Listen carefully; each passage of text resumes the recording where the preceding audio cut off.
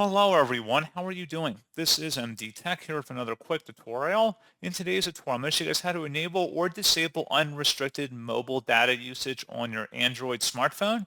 So whether it's a Samsung Galaxy phone, a Google Pixel phone, doesn't really matter. And this should hopefully be a pretty straightforward process, guys. And without further ado, let's go ahead and jump right into it. So all you have to do on your home screen is just swipe up and then select the settings button. And then you want to go down and select apps. And then scroll down again, and then underneath General, select Special App Access. And then you want to go down to Unrestricted Mobile Data. This app is allowed to use unrestricted mobile data when data saver is on. Go ahead and open that up.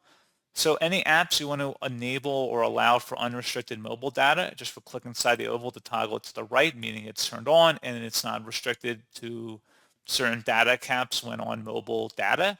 If you want to turn that off or go back to restricting that data usage, just click inside the oval one time and turn it off. And that is all you have to do. So pretty straightforward process, guys, on that. And as always, thank you for watching. I do hope that I was able to help you out. And I do look forward to catching you all in the next tutorial. Goodbye.